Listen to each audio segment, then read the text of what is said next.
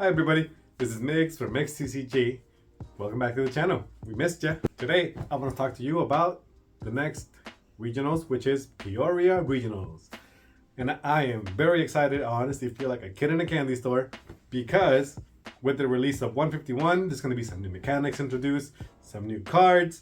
It will not fully shake up the meta, but it will do something to the meta, at least a gentle nudge. I want to talk to you about my top 5 picks for which decks I am predicting are going to make it to the top cut. Number 5 was a deck that's strong. It's a deck that just took down Brazil. It is none other than that beautiful Charizard. Not only is Charizard strong, it has some really good matchups against Gardevoir, some good matchups against Miraidon, even though it feels like a 50-50. Just the fact that it punishes you for playing the game as it should be, as you take prize cards, they get stronger. Charizard from Obsidian Flames has been out for a while. So more people have had the chance to actually pick up their copies of it. So now Charizard can be in the meta and at much larger numbers. The formula is still being discovered. It's not fully there yet, but as we saw in Brazil, the top list at the moment is the one that plays Buddy Catch Gallade, and it uses the Curlius as a really powerful draw engine. So I feel like the top 5 spot would go for Charizard. Number 4, it's gonna be Gardevoir. I feel like Gardevoir, because of its 1 prizers, it's still a good deck. It's better in some people's hands than in others. It's a matter of practice with it. Like every deck out there, once you start perfecting your own play style with it, once you perfect your combos, once you can start thinking outside of the box for those combos, that deck will be strong. Right now, Gardevoir has it all. It has the little guys, it has the draw engine, and by little guys, by the way, I mean 1 prizers. So you can kind of help stall. It has the draw engine in the form of Curlius. It has the recycling of energy in the form of the Gardevoir EX. It's powerful. When it hits you hard with those Gardevoir 1 prizers, it will hit hard and they know you're going to clap back in the next turn, but it doesn't matter to them because if they map their prizes correctly, in the end, they will still see victory. So I feel that Gardevoir is going to be a good, comfortable, solid number 4 spot. Number 3, I was debating it because this is a deck that I play myself. It is going to be Miraidon. I love Miraidon. The Miraidon deck has been a strategy that attracted me, my wife, since its conception. But we always knew that it could be better.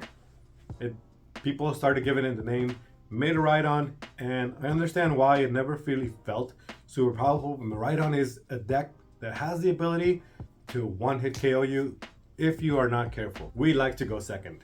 Miraidon loves to go second. We love to use Arvins, and Arvin is a really strong card. Not only can he take care of your dog right, he can also get you the items you need. So, Miraidon with the Flaffy engine has the ability to recycle a lot of energies.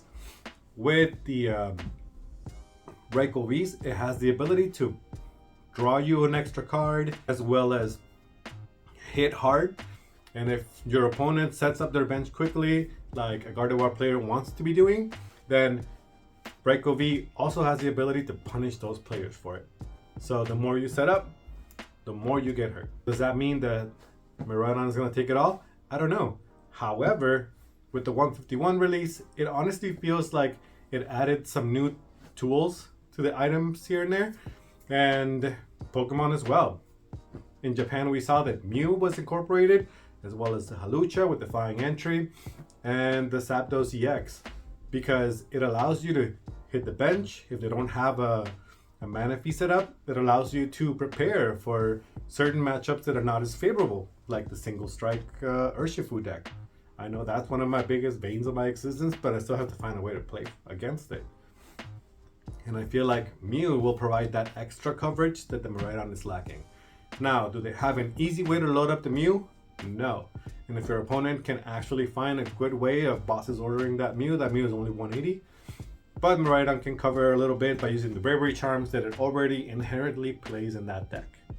So, my number 3 pick is a solid one, it's a strong one, It's electrifying. It's Miraidon. Number 2. Who am I picking? Colorless Lugia. Now hear me out. Colorless Lugia is only getting better. It has energy acceleration in the form of the Archeops. It has ways to hurt you with Snorlax. It can also play the Tyranitar. Lugia itself is nothing to sneeze at. Yes, it does not have a good matchup against Miraidon, but that would be the only matchup that is disadvantaged at. Like anything else, Lugia has really fair odds, and if you open well enough, they will get you. Like once they can set up and they have their stuff ready, yeah. And I'm gonna sound like a broken record, but with 151, they also got Aerodactyl. Aerodactyl is really good against decks like Charizard. It really checks them because decks that depend on evolution, which right now is every single deck out here has a card that depends on evolution, will just lose to Aerodactyl. And even though I feel personally that Aerodactyl is a little bit underutilized, I still feel like that's a nice tech, even if it's at 1 to put inside that deck. That means that you also want to play ways of getting your Archeops or Aerodactyls in play without having to use Lugia's ability, but it's up to you because I feel like sometimes it could be worth it. Do you lose a little bit? Yes, but you also gain a lot. Number 1, they don't call it the Lost Zone box for a reason, right? With the release of 151, I feel like Lost Box became even stronger. And it's Lost Box for a reason.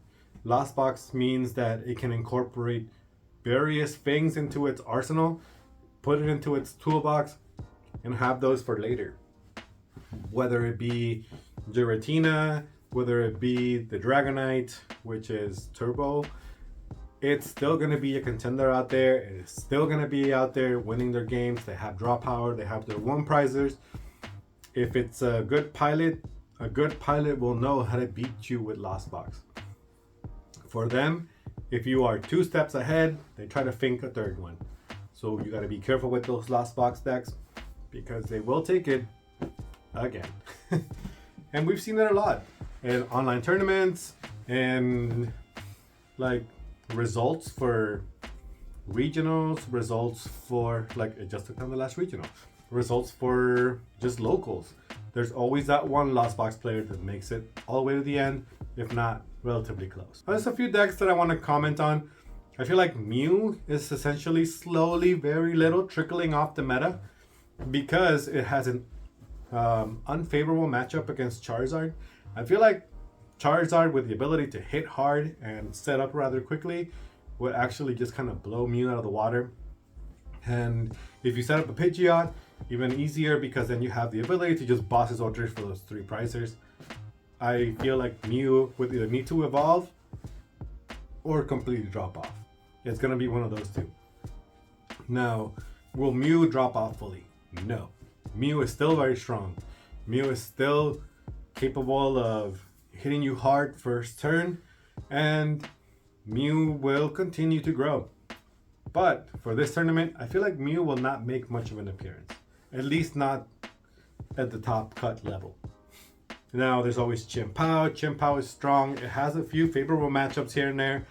And if you play Chien-Pao correctly, you can actually win. But Chien-Pao does lack a little bit of pow. It feels like the strategy has already been kind of like figured out. There's no more puzzle there. So once you know, oh, boss's orders, the Excalibur, you pretty much know that Chien-Pao strategy is going to go down pretty fast. If they don't set up 2 Excaliburs at a time, they're losing almost automatically because they're very slow in putting energies and they need those energy accelerators in order for them to take those big KOs. In the meantime, please let me know. What do you think of my list? Do you think I'm right? Do you think I'm wrong? Do you think I'm like kind of in between? I really look forward to hearing from your feedback, and it was just a short one, but I'll see you next Saturday at 7. Bye.